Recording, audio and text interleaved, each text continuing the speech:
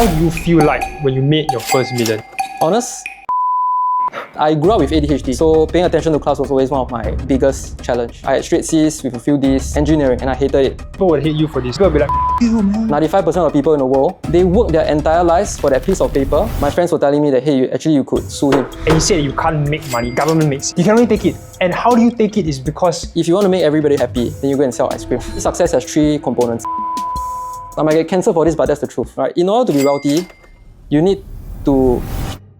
Money is not everything, but almost everything has to do with money. And I can say for a fact that financial literacy is one of the most underrated, underapplied, yet strikingly difficult principles to embody because of how blinded and emotional we are from the chokehold that a mere social construct has on us. And if you have lost money doing stupid things like me, or if you want to make money in a sustainable way, you're in for a treat. Because today, in the studio, where we have a friend, an entrepreneur, and a respected educator. He runs the biggest sales and marketing company for education in Singapore and also a very rapidly growing educational community teaching financial literacy to youth in particular. Edrick Lie. Thank you so much for having me, man. My pleasure. That was one of the best openings I've ever heard for any podcast. Super amazing. I appreciate it because, you know, I have to match it obviously to your principles and how you conduct yourself. Thank you for your high with a praise. lot of integrity, with a lot of excellence. And this is definitely a topic that people want to hear about. Okay, from the title, you already know that Edrick is a millionaire. You know, not common for someone below 30, obviously. And we want to touch into that. I know I look very young, but I'm close to 30. He's 29. Yeah, I can say age. He's 29. So he hasn't even turned 30 yet. But obviously, he has done certain things that help him to achieve his wealth. And we want to deep dive into that. There are 2 parts to this podcast. First is Edrick's personal journey. How, why, and what made him a millionaire. And the second part is a deep dive into money. Yeah, everything got to do with money. History, financial literacy, how to make money, how to invest. Let's get straight into it.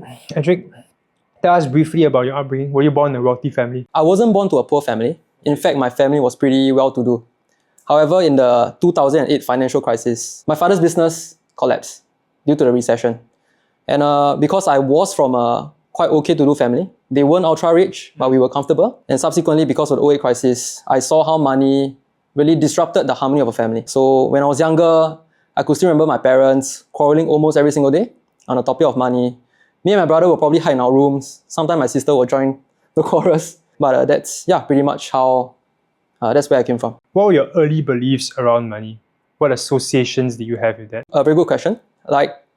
For me, I realized that when I was younger, one of the beliefs that I had was that money could buy me happiness. Why? Because when my family had money, we were living pretty comfortably and happily. And because of the lack of money, I started to see the quarrels. And I could remember that when I was younger, I made a decision that when I grew older, I would definitely be wealthy. I would strive to be wealthy. 16 years old.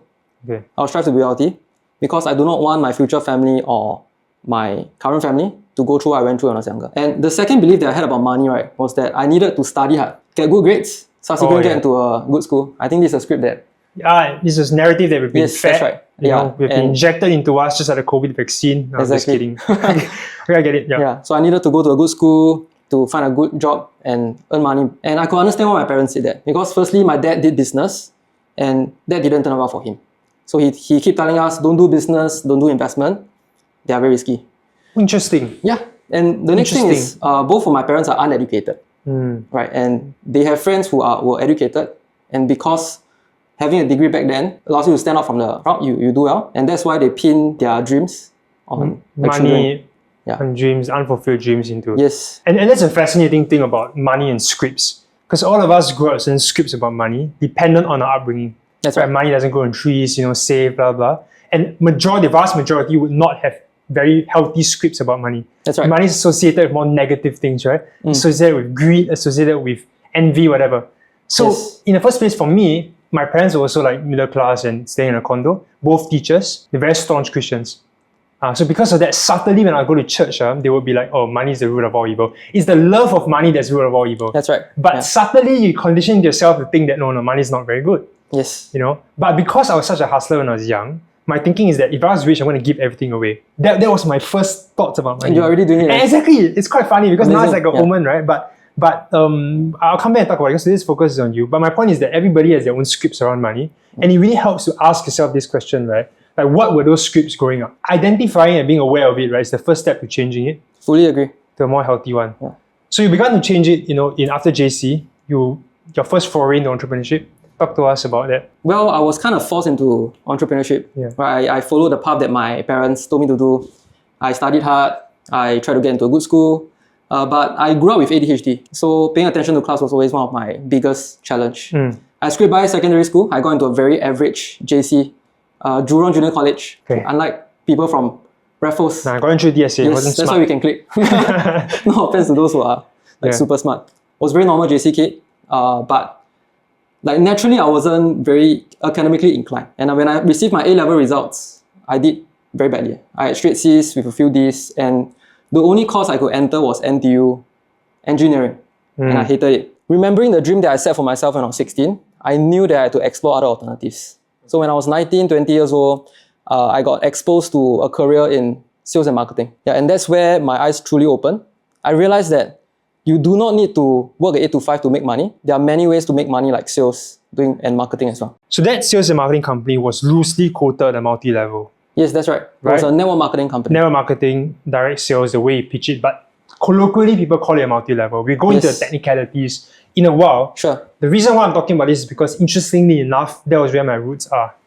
Yes. So I started, Amway, right? Yes, I started 18 years old. Amway is the largest direct sales company in the world. That's where my brother came from as well. Yeah, that's where I met his brother. Yes. Right, when I was very young, his brother was very young back then. His brother was hosting events, not the exact same team, but still overall tribe is the same.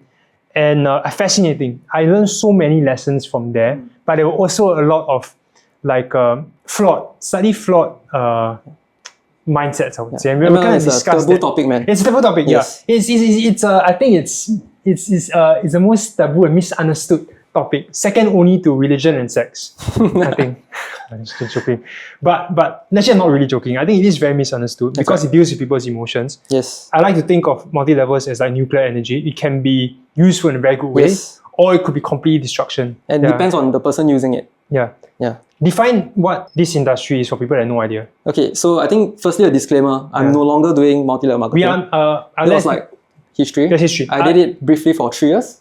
Kevin, you did it for... I did for 10 years. Yeah. So a disclaimer, I'm still getting passive income from there. I still have good relations to my team, and I'm no longer actively building it, but I do get a passive income from there because of the work that I put in over the years. Yeah. And although I'm not involved in multi-level marketing, I'm very grateful for the experiences that I had in that short 3 years. Right. So multi-level marketing, right, is basically a business model where you make the consumer business representative as well. Okay, so you buy the product and you have the rights to actually sell the product, to make commissions, or to refer your friends to be a builder. Yeah. And then you build a team. And then you get an overriding from the total number of sales that you produce from that referral. Yeah. Right? A lot of people have a bad rap of multi-level marketing because of the black sheeps in the market. There are many people who preach about products that don't have any benefits. Yeah. Some of them even use it to do like pyramid scams. Yeah. So for those of you who do not know what are pyramid scams, basically they promise you high investment returns. You put in 10K, they give you 10% a month. You don't get any products. They are selling you either that is doesn't exist. And when you refer a friend, you make money. So what happens is that when a company earns enough money, they take your money and run away. Yeah. That is illegal. It's a fine line. It's not easy topic to address, but like just to kind of bounce off what Edrick said. Technically, guys, multi-levels is illegal by law in Singapore. Technically, based on the Multi-Level Marketing Act in 1976, I can't remember, I'm going to pull it out. But it says in the Act that pyramid scams have the same meaning as multi-levels. It's written in the Act. It's actually said very loosely. That's why I'm quoting it very loosely now. That's why people prefer to refer to it as network marketing or direct sales. Yes. But the key thing is that there was an exclusion clause in 2002 that allows master franchises or the legitimate companies to run, because the government believed that there is value in providing people an independent opportunity. And like he said, basically to summarize it, right, usually suppliers will go to middlemen. That's a normal supply chain. In a direct sales company, they don't have a supply chain. They go directly to distributors like you and me. We create revenue for them based on two things. Number one, direct sales to other consumers, Word of mouth, or by recruiting, training people to do the same thing as us and building a team. And based on the total revenue, they compensate us. That's right. Right? The person at the top doesn't make the most money. If it is a pyramid scam, okay, you can make more money than the person that comes above you if you have a better structure, better depth. That's called a compensation plan. That's right. Okay, so I just want to clarify the terms so that people don't misunderstand what we're talking about. But more importantly, people are not upset about the terminology, so I can give them the facts black and white. They're upset about the connotations. And what were the good things and the not so good things that you picked up from there? Okay, let's talk about the good things first. I think first and foremost, in a network marketing company, they instill a lot of the right mindset. Yeah. They instill a lot of the right skills. I sincerely believe that if you truly want to be wealthy, sales is the key to unlocking wealth. And I've never seen any business owner that is ultra wealthy that cannot sell. In fact, 80% of the millionaires have a background in sales. Yep. And in network marketing, you are trained to perfect in the art of selling. Oh yeah. Yeah. Yeah. People slamming doors at you. Yeah, we were taught to overcome rejection. Like what you say, rejection is just a redirection. Yeah. Second thing I really like about network marketing is the environment. Right, you are who you mix with, and for me, I felt that the environment was very empowering. They taught me many right values, like to not give up, to be positive, to honor your mentors, to honor your parents, and I think these were things that have shaped me to the person that I'm today. Yeah. Okay, let's talk about the not so good things. Okay, I think it really depends on the company that you join. For me back then, the company that I joined actually preaches buying luxury items to buy materialistic goods. Okay. Yeah. So back then, when I made my first pot of gold, I was influenced to buy a Mercedes convertible. Okay. At the age of 23, before I got my driving license. Did you go to uni? I didn't go to university. You didn't go to uni. Okay. Right. Yeah. So I decided to commit full-time into this career because even before entering university, on a part-time basis, I was making a graduate's pay. Yeah. And I told myself I want to take a gap year to see how it goes. Yeah. And Okay. I've never looked back ever since. I would say this, right, that it's not difficult. It's not difficult. It is difficult coming from someone that's been in the space to make a 5-figure income from a direct sales company, okay? It is actually really difficult. And the fact that Edrick has done that is testament to his character and how good he is effectively at selling, in building a team, because it's not just about selling a product. People don't realize that the real value or monetary comes in when you can build a team. That's right. In direct sales, the team is where it's at. You know, and I think that was very interesting. So they made you hype you to buy certain things lah. Yes. I mean, I decided to leave my previous company when they started dealing with products that weren't actually beneficial to the clients. And I think that went completely against what I believe. Yeah, for me, I believe that when we do business, we must make sure we add value to our end consumer. And every cent that we make must be ethical. When I went to China, my mentor said this in Mandarin. 我们不要赚钱，我们要赚福报。把福报当成事业。Meaning to say, on top of making money, we need to increase our value and to do more good to our clients. That's where you can be truly wealthy and lead a meaningful life. I love it. Yeah. And long story short, in a multi-level marketing company, if you join the wrong team, sometimes we get too attached into the environment that we cannot see clearly. Oh yeah, that's a common argument against it, right? Like the whole idea of quote unquote a cult, if people will call it, or idea of an in-group is that when you are in an in-group, you become more blinded to what the out-group is saying. Like to you, the out-group is the enemy. And they will paint them as the enemy, right? Don't listen to the naysayers, don't listen to... And there's some truth to that. There is some truth not caring about judgment. But you go extremely to the point that you are saying that everyone else is wrong and like you don't, just mine is the truth. And that becomes a problem, I think. That's right. Yeah, and so that's what people have gripes against. You know, and like you say, if you want to explore direct sales industry, you really have to look at the products and also the mentorship. Whether they're integrous, whether they're sincere. I'll end off this segment more of just a story because I like to focus on the positive as well. I'll never forget this. And this was perhaps the most important principle in my direct sales success. It was 1 a.m. at Peace Center.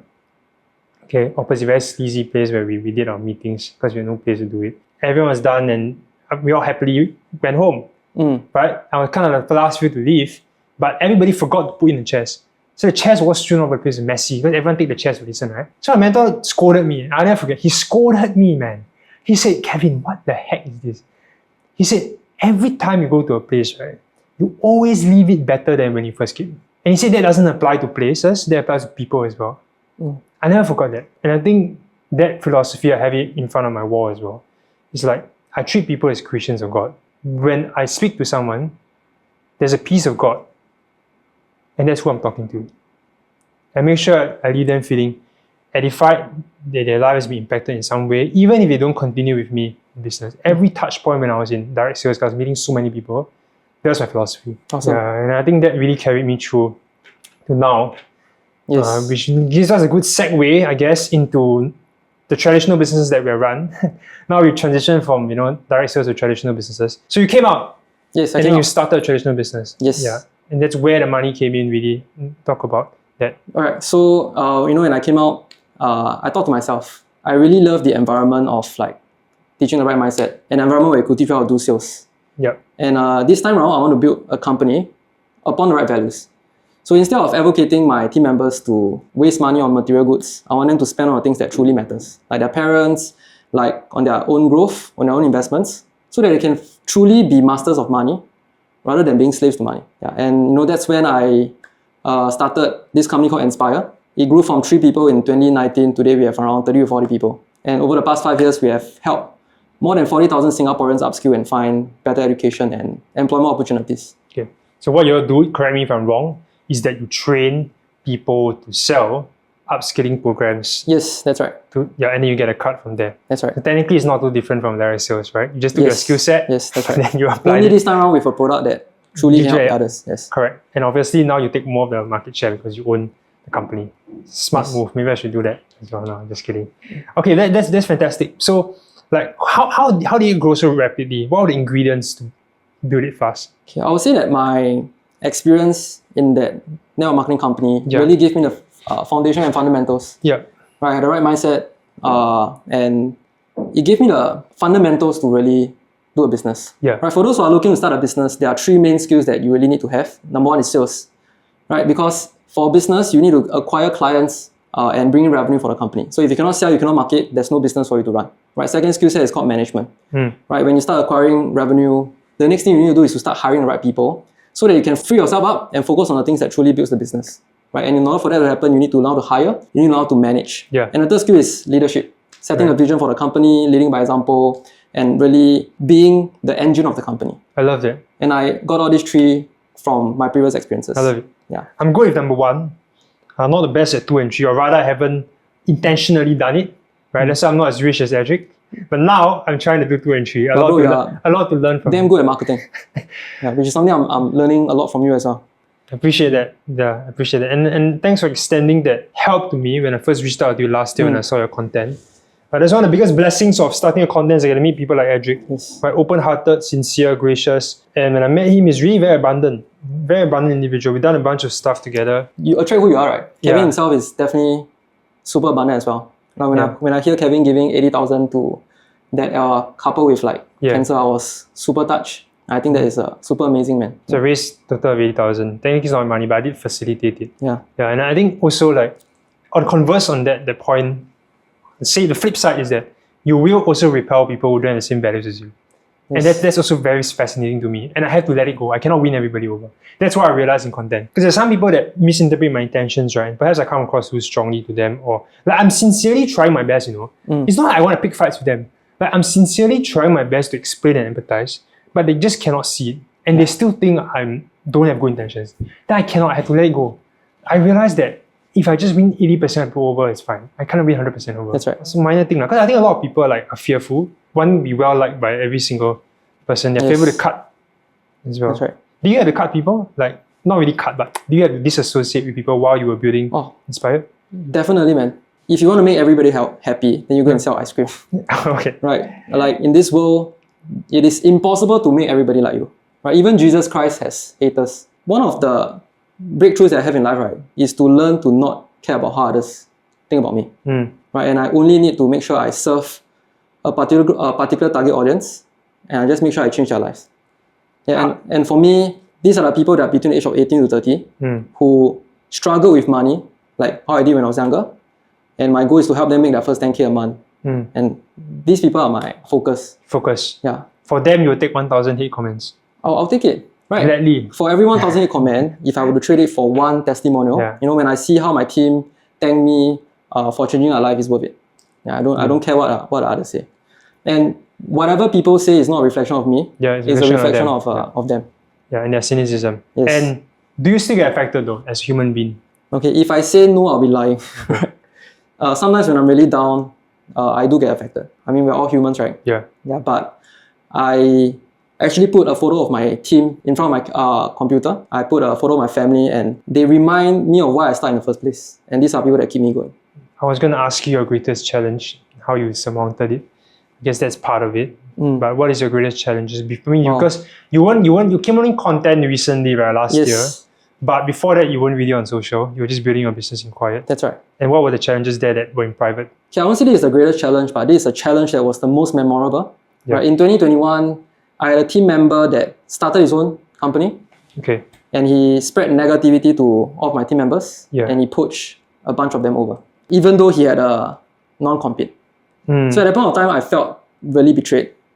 Like I was devastated. I couldn't sleep for 2 nights because this team member of mine is someone that we share many good memories. You poured into him. Yeah, I trusted him. I trusted him. I dealt with him with good faith. There were many times I sent him back home. I treated him with love. And when he did this, I felt super devastated. Initially, I was very resentful. I hated him. And my friends were telling me that, hey, you could sue him. Yeah. Yeah, but eventually I decided not to sue him because it was a route that was negative and it takes a lot of time. It takes a lot. It drains me. Yeah. Right. And how I overcome the challenge is I started reflecting and I took it upon myself. Right. The truth is, I can understand why that team member did that because back then, as a leader, I wasn't perfect as well. I believe there are certain flaws, and if I was a better leader, I don't think that he would have done such things. Right. So instead of suing him, I decided to use it as motivation to improve myself as a person, to treat my other team members better because there are people who still stay and trust me. Thanks for sharing that. I have full respect.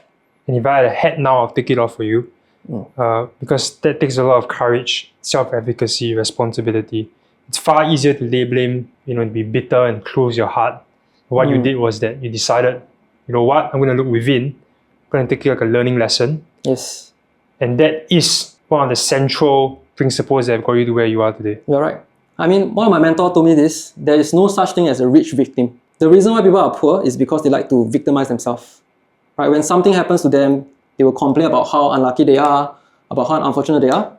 But people who are truly wealthy, they believe that life don't happen to them, life happens for them. And I will say that today when I look back at this incident, I'm so grateful that my team member did that because it allowed me to grow and to become better today. Yeah. Nice. So Kevin, you are absolutely right, man. That's a snippet in itself, guys. You see this on TikTok. So how do you feel like when you made your first million? Honest, I felt nothing. Okay. Yeah. In fact, I was a lot happier when I made my first 200,000 compared to when I made my first million. So when people say money cannot buy happiness, there is really certain truth to that. That $1 million meant 2 things. Number one, a peace of mind. That I'm able to buy anything without worrying. That I'm able to sponsor my family to overseas, to Korea.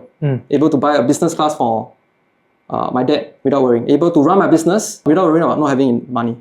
Yeah, so I think money gives me this thing called a peace of mind. Secondly, it gives me this thing called freedom. Being able to do what I want without being told by anyone and to live life on my own terms. Yeah.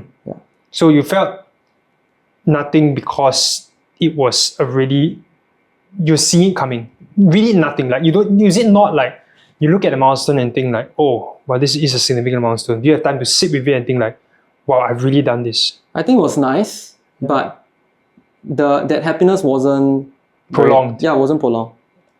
Yeah. It didn't give me fulfillment. It just gave me a peace of mind to continue building and to continue fulfilling my mission on this earth. Can you take us back to that moment? Okay. Whether you were alone or you're someone, when you realized I have made this amount of money. So when I first hit my millionaire status at 26, I felt happy, but at the same time, I felt that it wasn't a big amount because I was surrounded by friends who are making 8 figures. My brother himself is very successful as well, and I felt that $1 million is not a lot of money. Genuinely in your heart, you felt that? I sincerely feel that $1 million is even though very people small. would hate you for this, because I really weigh 10K, right? People really hate me already. Okay, imagine I'm saying this at $1 million, right? People will be like, fuck you, man. I might get cancelled for this, but but that's the honest answer. That's how I sincerely feel. Right? And I think this is called a reality box, right? You know, when I went to China, I meet people who are worth 8 figures. Yeah. Okay, I get you. They are building airports. They have millions of followers, and I feel very small. Correct. Okay. Yeah. I can't say I relate to you on that level yet, but from a principle-based approach, I can empathize. Because if you look at, say, maybe my following on social media, or like people say, no, you have this amount of thing. Yes. But to me, it's just a stepping stone. Exactly. I don't really feel like, I can't explain it to you. It's not like a big thing. It's just something on the way. So in Chinese, 人外有人，天外有天. There's always someone that is better, and Of course, we don't compare. Yeah. But to me, the happiness that I felt when I hit my first meal was insignificant compared to how I thought I would feel. Yeah. Okay. There's a good transition into the next part of the podcast, right? We should have enough time for this. We're going to talk about money now. Specifically deep dive into money, right? What it means, how do you make it, how do you manage it, how do you invest it, how do you stop yourself being scammed. Financial literacy, the topic that you love. Okay. What is money? Money is just a store of value and a medium of exchange that is created by the US government. Okay. It's an exchange, where it's a social construct. It's a coincidence. People maybe have let's talk about coincidence history of money. Yeah, let's talk about history of money. History of money, right? So back then in the olden days, there weren't like money. There wasn't paper currency. People did this thing called barter trading. So what is barter trading? For example, I have a few cows. Yeah. You have I want some flowers. You want some flowers? No, Yeah. I have some flowers. Yes, I want the and cows. That's right. And we agree upon what's the standard metric to trade. Yeah. Then we trade. Okay, but eventually barter trading became very complex when there's more than 2 items involved. That's why they started moving You're towards... gonna drag the cows up the mountains. Yeah, exactly. These annoying cows keep moving. Right. That's why they started using commodities. And gold and silver were the commodities that were mainly used. Yeah, shells, all this kind of That's right. precious metal. Yeah. But then they realized that, gold and silver, it is very hard to carry around. That's why they created paper notes. Then fast forward, the US government decided to peg the currency against gold. Yeah. And that's how money is created. And then they removed the gold standard. Yes, In correct. 1971, I think Richard Nixon did it. I can't remember the exact date. That's right. So technically, guys, money is not real. It's just being printed. Yes, money is just a tool that we use to exchange value. And the thing that I find it sad is that 95% of people in the world, they work their entire lives for that piece of paper that the government can just print trillions of it. We are trading our time, our life, which is appreciating. When we grow older, time becomes more valuable for a depreciating asset, for a piece of paper that becomes less and less valuable over time.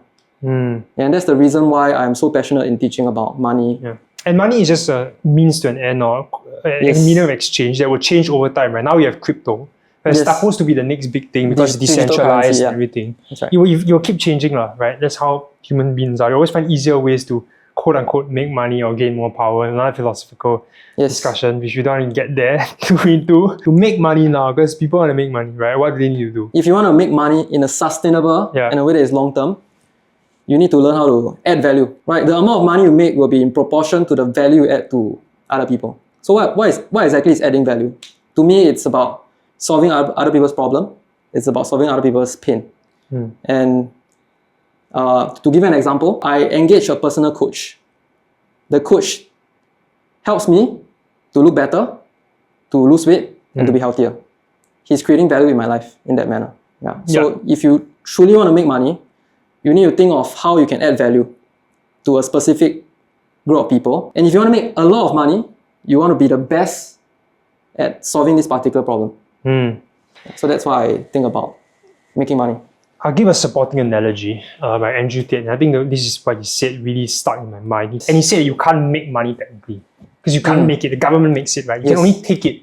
You can only take it. And how do you take it is because, think of it as a water cycle, right? It flows in trillions and quadrillions of gallons every single day from the sky, to the mountains, to the rivers, to the flow, the meanders, whatever, to the sea. And all you need to do is just observe where it flows and put your hand or feet where you get wet. Even if it's a small stream, even if it's a small stream in a big stream, if you just put like your hand there and you build a pipe or whatever, you will get wealthy.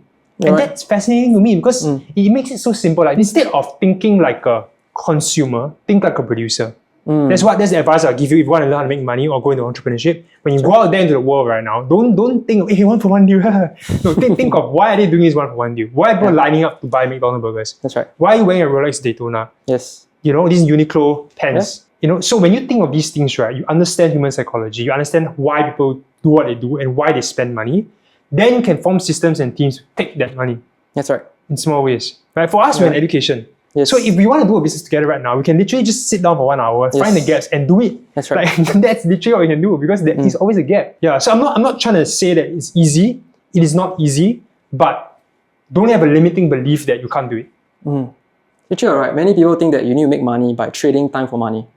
But what you mentioned is about creating value for other people. When you make money by creating value, you're not limited by time, which is what most people are limited by. Why do people have such disempowering beliefs when it comes to money? And what are the most common ones you've seen? Okay, so, I mean, let's be honest, only the minority are truly wealthy. This means that 95% of people are either poor or middle class. And many a times we get our beliefs about money from our parents. The truth is, many of our parents are not wealthy. They are either poor or middle class. Okay, and to elaborate even further, we do not learn about money in school, right? To me, success has 3 components: IQ, EQ, and FQ. In school, you only learn about IQ, to be book smart. Yeah. But very rarely we learn about EQ, which is being people smart, and FQ, which is being money Financially smart. Yeah, financial quotient. I'll add one more, AQ. Yes, adversity quotient. How we bounce back from adversities. So if school doesn't teach us about money, and if we picked up bad belief systems from our parents, it's no wonder that most of us have beliefs that do not serve us. What are some the most common ones you've Okay, seen? I think the most common one is having resentment towards rich people. Oh yeah. I noticed that many poor or middle class people, they think that rich people are evil. I'm quite sure you came across that. Yeah, of course. They are very cynical. They think that whatever you do has an agenda. When maybe simply you just want to do good. Don't worry, I face that Exactly. in its entirety. Like Kevin has added so much value, and there are still people, right, who hate on him. And usually the people who hate on us, right, are the most broke yeah. and the most middle class. I might get cancelled for this, but that's the truth. Alright? So if you hate on wealthy people, you will never be wealthy. That's the truth, lah. Because the energy you send out, you will never attract the energy that you are cynical about. Right? And I realized that wealthy people are actually very kind. I don't know whether you... Yeah. Yeah, they're the kindest people, you know. And here's my logic. Right? In order to be wealthy, you need to be good at doing business. Yeah. Which means that you need to have people trusting you. And to run a big business, it means that you have many people who can trust you. So if you're someone that is trusted by many, aren't you a good person? There are exceptions to the rule, of course, because some people are going to argue with us and take out things of people that have been spoiled by money and whatever. Obviously, there are exceptions to the rule, but I think exceptions don't disprove the rule. Right. And also, like, yes, when I was young, I was taught to believe that wealthy people are, quote unquote, a bit unscrupulous. Yes. But then when I met people like that, I realized it's not. It's like not. They're very like my mentor. His name is Rushdie, runs a 7-figure education company in 17 countries, right? They're the most abundant people. Yeah, I remember he said to me, like, I went to him, I said, like, can you help me with this? He said, come to my office. He drew out a strategy for me in 1 hour, okay? That 1 hour strategy helped me to make tens of thousands of dollars. And I asked him, what can I do for him in return? I said, well, how much can I pay in return? What can I do for him in return? He looked at me, right, with your success, is what he said. He's never expected a single cent of me in return. Never. Yes. It's insane. It's insane. Like, so, then it really changed my paradigms, right, towards money, which also, guys, another lesson for you is that don't think that people are not going to help you. Like, you can, if you approach mentors with a sincere heart, with faith, with determination, provide some sort of value to them, eagerness, they might help you. For sure. You know? Yeah. So I hope this inspires you all, not think that there's no way out. They've lost tens of thousands of dollars loaning money to people. Yes. What are the lessons you learn from it? Right. Never ever lend money to your friends or lend money to anyone. And here's my take on this. Right. The people who are asking you for money are people that are vibrating in a very low frequency. Right.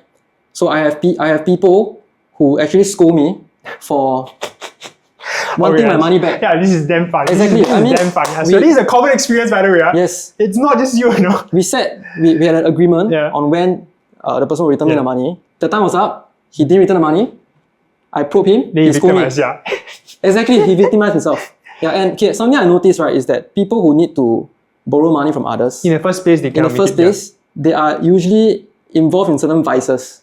I elaborate further. They might have an addiction for gambling. They might be playing around with women. Yeah. Or they have an addiction for drinking or drugs. If my friend is ever in need, I rather just give.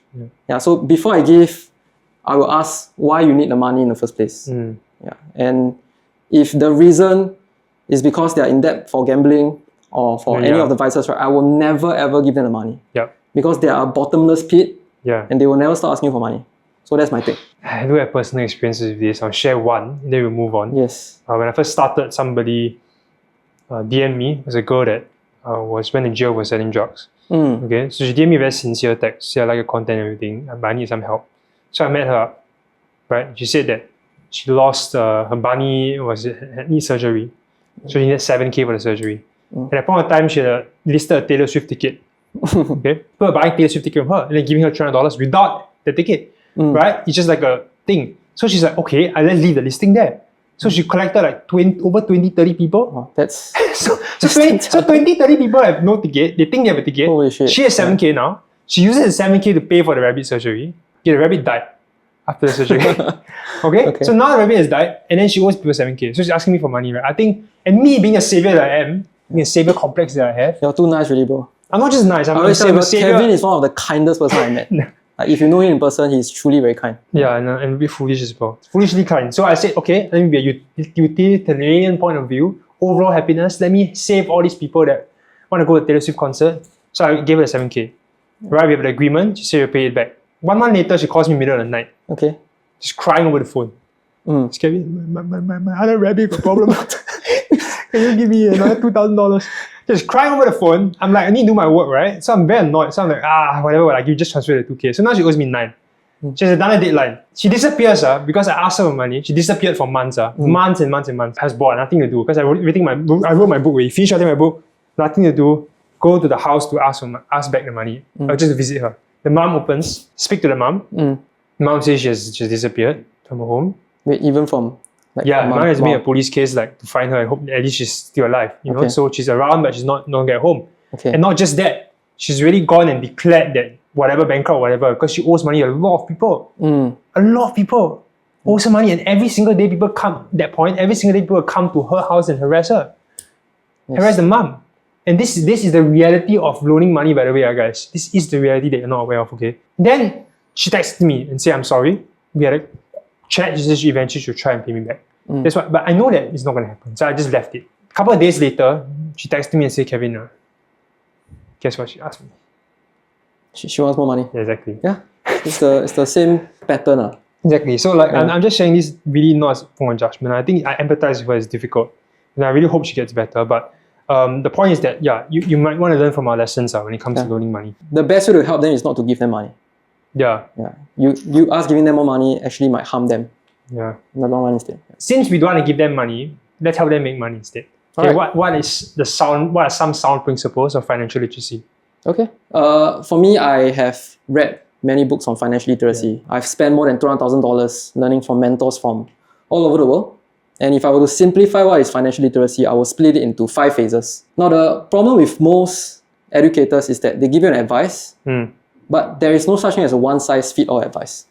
It really depends on what stage you're at. So if you have not made a single cent, if you have not made a 10K a month, you're below 100K net worth, the first thing that you should focus on is your mindset. Becoming the person that has self-control, self-belief, and self-confidence. Right? Being able to have that discipline and that desire to do something in life. Right? If you cannot win the inner game, don't think about winning the outer game. Okay? Once you build a right mindset, the next M, right, is what I call make money. Right? Many people focus too much on investing or saving, right? But if you want to be truly wealthy within 5 to 10 years, you need to focus on increasing your earning ability. So I made a video and I tell people that if you don't have 200K, don't think about investing. Yeah. Because the truth is, if you only have like 1K, 2K, even if you are better than Warren Buffett, you do a 30-40% return a year, it's insignificant. Yep. So once you effectively can make money, your earning ability increases, then the next step is to manage the money effectively. That's when you track where every single cent goes to. I like it. You do budgeting. You pay yourself first. And very few people do that. Yes. I lapse also sometimes. Correct. Making sure that you only buy assets and not buy liabilities. What would you recommend people to track this stuff? Excel, apps, whatever works for them? I use Excel and this app called Money Lover. Okay. Yeah. So what I do every single month is that, first and foremost, there are fixed expenses that's coming off your bank account, credit cards, all the installments. Yeah. So you kind of have that amount already on Excel. Then every single time I spend, I will track it on Money Lover. But I only do that for the first 1 to 2 months of my life. Yeah. Subsequently, I don't do that anymore because the purpose of me tracking for the first 1 to 2 months, right, is to build this thing called awareness. Yeah. And building the habit of knowing where your money is going. Okay. Yeah. If you track every single cent, you have no life. You think so? Yeah. Interesting. Yeah. But some entrepreneurs and people financially feel that like every single thing has to be tracked. I think there must be a balance. Okay. And I focus on the Pareto principle. Okay. I just make sure that 80% of where my money is going is like tracked. at the end of the day, I also want to make sure that I'm wealthy in a sustainable manner. Sure. I mean, what's the point of being wealthy but living so frugally also? Yeah. Oh yeah. For me, on the other extreme, I'm so detached from money because of things that I've gone through that I don't even track at all, which is not a good habit, by the way, because money is flowing out, I don't even realize it. It's good in the sense that I'm really not attached to it, but like you said, there needs to have a balance. I think the whole principle is that managing money, you need to know where it flows. Yes. If you don't know, you're not aware, you can't. What's the fourth M? Fourth M is called multiply. Okay. That's where you start looking into investments, right? And when it comes to investment, the longer your time horizon is, the chances of you succeeding will get even higher.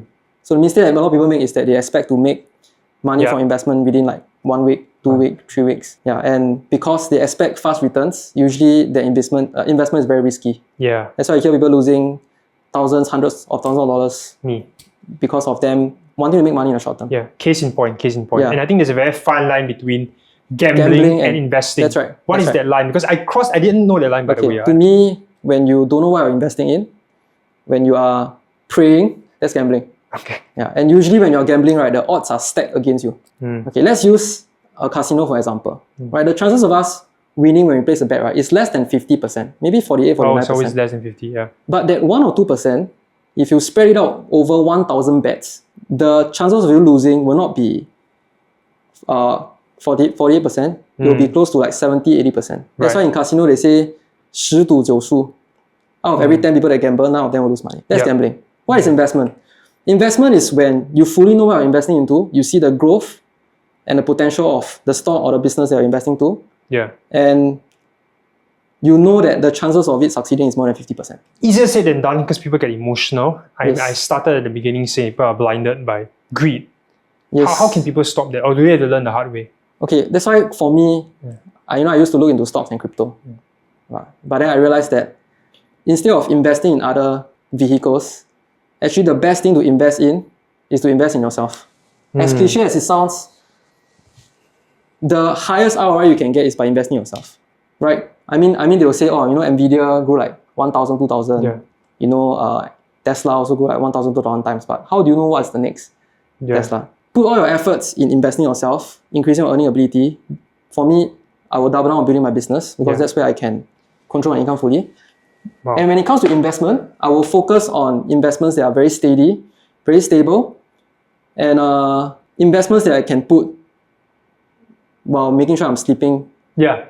Like Sleep in peace, yeah. When early 2022, I was so blinded that, and because I was so emboldened by the amount of money that I made, it became a curse. You just throw around money, right? And then I bought NFTs. Yes. I bought it because I justified it that I knew what I was doing.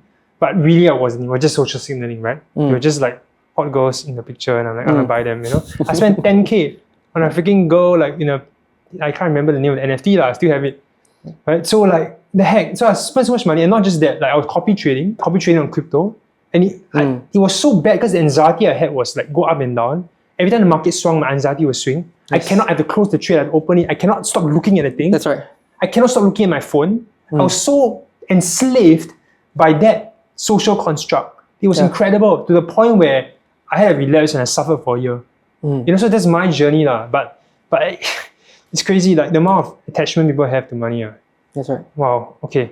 I think we're more or less closing in. Do you have anything else you want to say? What's the last M? Master. Okay. I believe that being wealthy in this lifetime is not difficult. What is truly difficult is being able to pass on the wealth to future generations. And I believe that in order to master wealth, we must have the ability to plan for our legacy, passing our wealth to our kids and to our future generations. And the reason why I started Enspire is because I hope to create a community where I can help 10,000 people be financially free. That's my dream. And in order to make sure we can pass on our wealth to our next generation, we must learn how to teach. Because if we pass on our money to our kids without passing on the mindset and knowledge, one day they will lose the money. So in Chinese, 凭运气赚来的钱都会凭实力亏掉. Meaning to say, whatever you earn through luck will be lost by your ability, will be lost by your level of financial literacy. Right. So you can be making a few millions from crypto, but if that is made through luck, you will lose everything. That's why lottery winners, right? They get in worse condition after that. They never sustain their wealth. Correct. That's very, very true. In fact, they get in the worst condition after that. That's right. Which is crazy to me. Like Andrew Tate said that, yeah, okay, you get rich in crypto, but now you're just a rich nerd. Exactly. Yeah. And you'll still lose the money anyway, you know. So it's, okay. Thank you so much, Edrick. We have you, one Kevin. last segment for you. Okay. Secret segment. It's my secret segment on the podcast. 10 quick-fire questions on money Let's do it, man. and mindset. Okay. Okay. What is money? A tool. What does money represent to you in one word? Freedom. Why make money? To have freedom. Does money buy happiness? No. I have seen people who have a lot of money but are unhappy. Because there are certain problems that money can't solve. Does money buy love? No. If money can buy someone, that is not love. Nah, I beg to differ. I think everything is negotiable. But never mind, that's a Okay, different but thing. I believe that if you have the ability to money, you become someone that money comes to you, naturally you will You're more attract, attractive people. yeah, you will attract love. Okay. Biggest financial mistake you see people make? Not investing in themselves. Most common disempowering belief about money? Money is evil. I don't deserve to make money. Best investment advice in one sentence? I just share a case study. Can. Warren Buffett made 95% of his wealth after 65. So focus on growing your wealth in the long term and not for short-term gains. Last question. You've met many 8 to 9 figure entrepreneurs. Yes.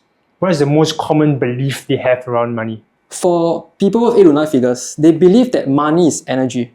All of them believe, right, that as humans, we have the ability to create our reality and our future. And how are we creating our reality and future? It's through 3 things. Number 1, our thoughts, our words, and our actions. And something I noticed among these 8 to 9 figure entrepreneurs is that every single thing they say, every single action that they do, and every thought that they have is out of kindness, it's out of love, and it's out of abundance. I rarely hear them complaining.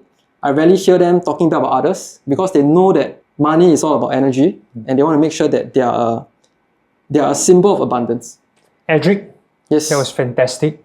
You shifted my energy listening to you talk about that. I'm very Thank you. deeply inspired to grow my wealth and give back more, to shape people's energies like how you are doing.